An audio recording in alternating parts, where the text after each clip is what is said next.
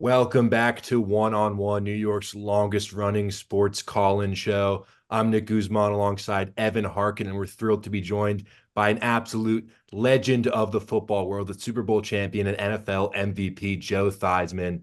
Joe, thank you so much for taking some time out of your day to chat with us. You're welcome, guys. Great to join you. So, Joe, before we get into the American Century Tournament, and which is going to be so much fun in July, I wanted to ask you something that I found doing some research on you. You attended Notre Dame where you set, a number of school passing records and you were a finalist for the Heisman Trophy in 1970. But I was really stunned to read that the pronunciation of your last name changed while you were at Notre Dame from Theismann to what we now know as Theismann. So can you just give a little bit of background on how that change came about and the reasoning behind it? Sure. I had a really good junior year, and our sports information director, Roger Valdeseri, called me in his office beginning of my senior year. He said, Joe, how do you pronounce your last name? I said, it's Theismann. He says, no, it's actually pronounced Theismann. I said, no, Roger, my last name is Theismann. He says, no, it's pronounced Theismann. I said, give me the phone. So I picked up, I called my dad back home in New Jersey. I get my father on the phone. I said, Dad, I got a question for you. He said, what's that? I said, how do you pronounce our last name? And there's like this dead silence on the phone. And my dad says, are you okay? I mean, you don't know how to pronounce your last name. What's going on? I said, I'll explain it later. Just tell me, how do you pronounce our last name? He said, Theismann. I hung the phone up, turned to Roger, said, Roger, my last name is Theismann, but I know, just got to phone my dad. He says, Joe, I want to tell you something. There's a trophy out there called the Heisman Trophy. It goes the best college football player in the country. We think you have a chance to win that trophy, but we're not just going to count on your athletic ability, nor the reputation of the University of Notre Dame, but we think by just simply changing the pronunciation of your last name from Theismann to Theismann to rhyme with Heisman, we can give you a shot at that trophy. And so that's how I became Joe Theismann. And interestingly enough, just this past weekend, I was honored in my hometown, South River, New Jersey. I got a street named after me called Joe Theismann Way. But during the entire ceremony, it wasn't Joe Theismann. I was actually Joey Theismann. Like everybody in Jersey has a Y in their name, okay? Like Nikki, Ev, it's a tough time giving you a Y on yours, but it's like Nikki, Bobby, Tommy, Joey. And so I was Joe Theismann at home for a little while again. Great story there, Joe. Anything you can do to get closer to the Heisman, right? And then, About as close as you could get, I guess. yeah, the American Century Golf Tournament is coming up, like we said before. It's coming up soon, and you're set to participate again after coming in 46th place last year, which is right around the middle of the pack in the tournament. But what aspects of your game specifically have you been working on over the past year, or what areas of your game can we expect to see the most improvement in during this year's tournament? Well, I've always driven the ball pretty well. Of course, I've lost distance. I've worked on my hybrids very hard, so that's now become a very big part of my game. But it always boils down to chipping and putting. I mean, just ask Rory, okay? If you look at what Scotty Sheffield has done and what the DeChambeau did, the shot that he made and the putt that he made, it boils down to putting. And we've got some great golfers out there. I mean, Mark Mulder's unbelievable. Vinny Del Negro's incredible. Tony Romo, unbelievable. Marty Fish, another one that's really always up there. Guys that are great. Jack Wagner, as a matter of fact, and Jim McMahon are the only two players in the 35-year history of this tournament that have played in every one. And I've been lucky enough to play in 34. So I've been there a long, long time. But I would say the biggest improvement I'm trying to make is putting, and I'm always working on it. But I did do something interestingly enough. I finally realized that the shafts I had were too heavy. As a matter of fact, about a half an hour ago, I ordered a whole new set with, instead of 65-gram shafts, I've gone to 50-gram shafts in my irons. And I played yesterday with a set like that and managed to shoot 74. So I think that, as you grow older in life, you have to understand the difference in being able to do the things you used to do and the things that you can do. And so that's what I'm working towards on a constant. It consumes my life. I'm a tweaker. I'm always tweaking something. I'm always, the stance, the grip, but I think the shaft change is going to be the biggest difference for me. Yeah, got to give yourself the right tools to succeed. Now, a guy who showed that he can chip and putt very well in the last few tournaments, Stephen Curry, the reigning champion of this tournament, chose not to participate in this year's event. So does that make this year's event feel more up for grabs aside from yourself in the course? Is there any contestant that you expect to finish right around the top or have a really good chance at winning this whole thing come July?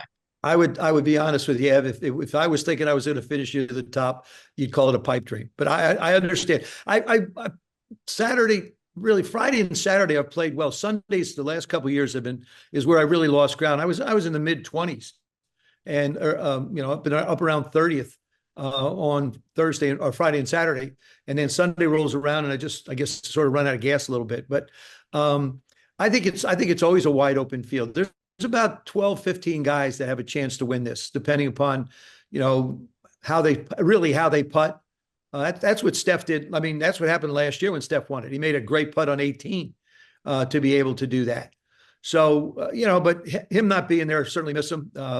Love being around him, love talking to him, visiting with him. But there's so many great players there. We have 80 players, which really brings us to one of the fascinating aspects of the American Century Championship, and that's that we've created a fantasy golf program. If you log on to www.accfantasygolf.com, you get a chance to understand all the rules, but I'll give it to you in a capsule way. If you're a fantasy player, we have 3 days of golf. We're broken into 5 separate groups. If you can pick the winner each day for all 3 days, you wind up winning $10,000 that goes to the charity of your choice, and you get 2 tickets to come back next year. If you win each of the days, you get 2 tickets to come back next year. And through the course of the days, you can actually change your fantasy team, so you don't have to stay with the same people.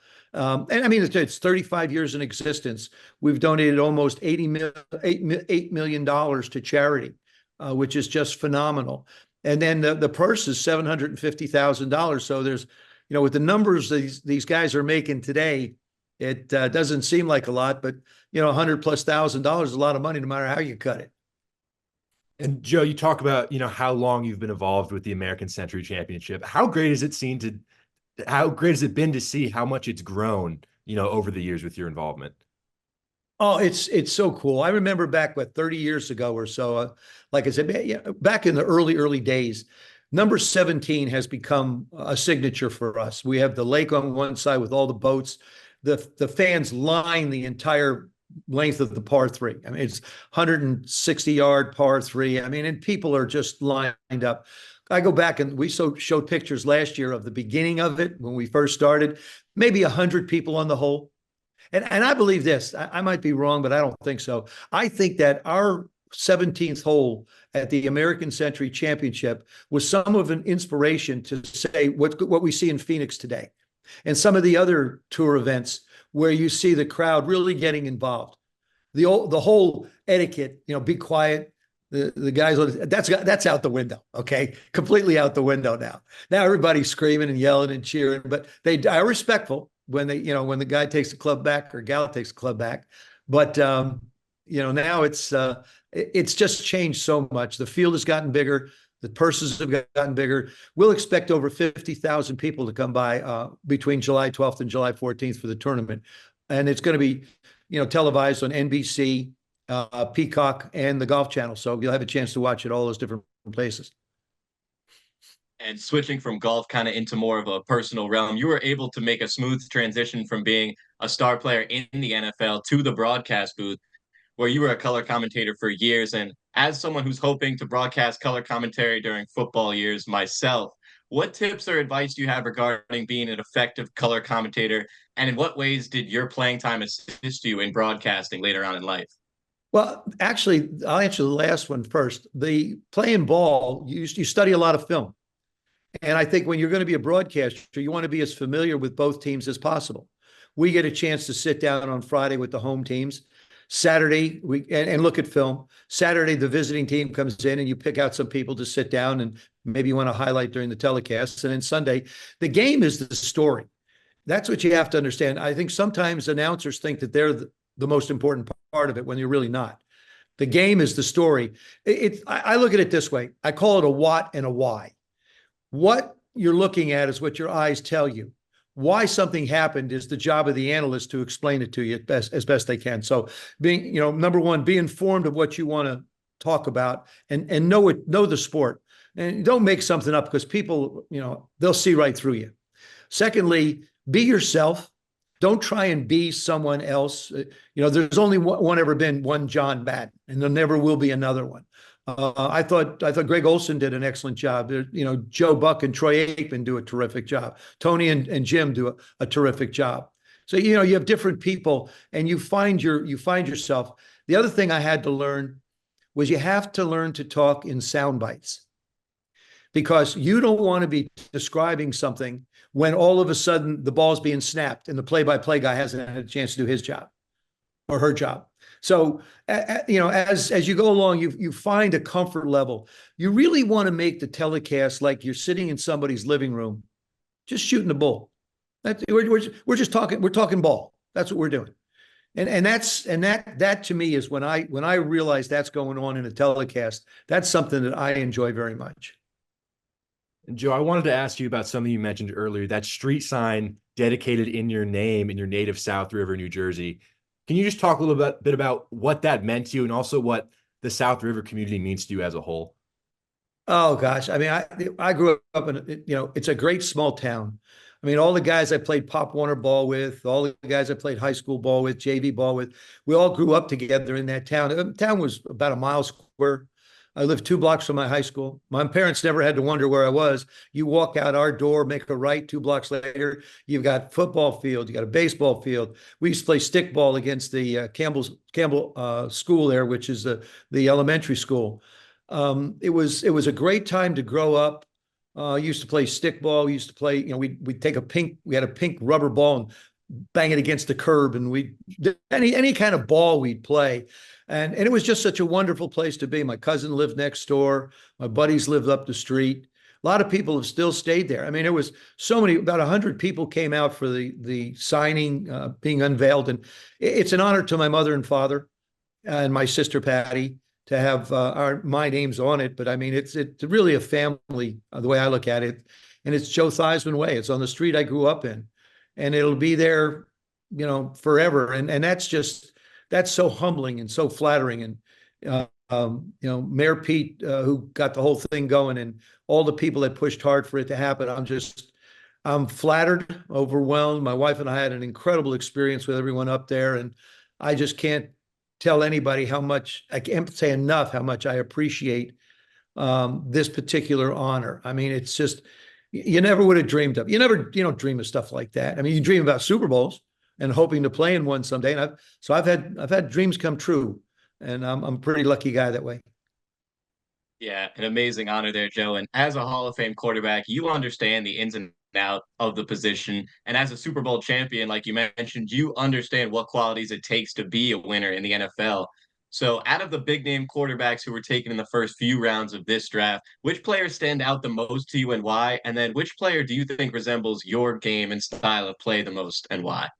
I think top three, for example, with Jaden Caleb, I guess that's how it's pronounced, and of course Drake May. Those three were the 1, 2, 3s, all different styles.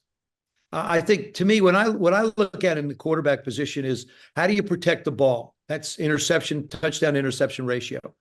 What's your pass completion percentage? And can you play a lot of football? Too often, young guys in this game don't really understand not only the speed of professional football, but the power of the people that are putting you on the ground. And I was at practice watching Jaden work. I like his footwork. I like the way he gets the ball out. He's smooth with everything. Watching Caleb work a little bit. Obviously, USC played Notre Dame, and I watched him work. I think he's going to have to work out of the pocket a little bit more, because he's not going to be able to outrun the people in this level. And he's done some magical things with his feet. And Drake is a little bit more of a out of the pocket kind of guy. So they all bring different things to the table. But I say this constantly: the quarterback position is the single most dependent position on the field. Think about it. Offensive line doesn't block. You're going to be like Sam Howell, running for your life and getting sacked 65 times. Receivers don't catch the ball. We saw that with the Kansas City Chiefs up until the late run and into the playoffs. They had 35 drops going into the playoffs, and they were struggling. So you put the ball on the ground. If defenses don't stop people from scoring, if kickers don't make kicks, that position becomes very vulnerable to everything else that goes on. But if you don't have a quarterback, you don't stand a chance at this level. And it's great to see the 6 young guys that have come in this particular draft, the higher draft picks. And there are others that, maybe like a Tom Brady, maybe there's another Tom Brady out there. one of those kids that just really gets a chance, and all of a sudden, the cards fall their way, and bang, here I am out on the football field. And that's what you have to prepare yourself for, is that moment. And that's why the hours that you spend, and you guys do your research. It isn't like you just come on the air and say, okay, let's talk to somebody. You spend time learning about someone. It's the same thing with us. I tell young guys, find a veteran. If you're a young defensive lineman, find a veteran. If you're a quarterback, for us, Marcus Mariota is the one that's been through a lot in the NFL. Good person to get a feel for the game. Speed of the game, you'll understand quick enough. And here's part of the problem, guys. And this is, they're talking about cutting out another preseason game. You're not going to play your starters in preseason, right? You're not going to risk them out there. So what kind of real live work does a young quarterback get? They don't until the first regular season game. And Washington opens in Tampa Bay, and that's a heck of a defense. So there's a process that you're going to have to go through, but you're not going to have any feel for the speed of the game until it actually starts. And that's part of the problem when you start cutting out preseason games. How does a free agent make a team if you don't be able to show a coach something? How does a late draft choice, how do they have a chance to impress the coach if you can't show it to them in live action? So it's, I know they want to protect the players. 17 games is a long season, but man, you got to let somebody hit somebody to find out just how good they are. And Joe, the last thing I want to ask you is, you've kept yourself busy over the years after football, whether it's been broadcasting, hosting, public speaking, golf, and even some acting. I'm curious, how did you find that transition from a life playing football into these other activities later in life? Hard. I call myself a competition junkie. Like if we were at a red light, let's say, Nick, you and I are at a red light, you're in one car, we're the first two cars, it's on. Okay. I'm gonna beat you off the line. Same with you, Ev. I mean, I love competition. And all of a sudden, being able to walk into that stadium, into that arena, it's not there anymore. It's not like anything in life. It's a different feel. And you prepare yourself so hard for it. And I've been blessed to work in so many different venues. My latest book is How to Be a Champion Every Day, available through Amazon and bookstores.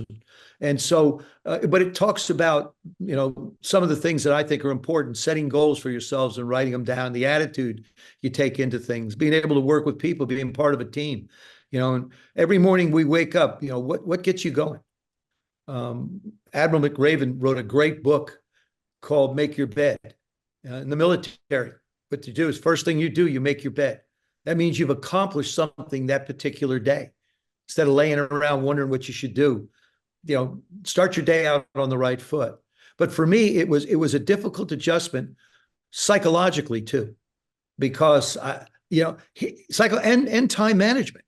Remember, in athletics, you have to be at the ballpark, you have to be in meetings, you have all this regimentation in your life, and then all of a sudden, it's gone.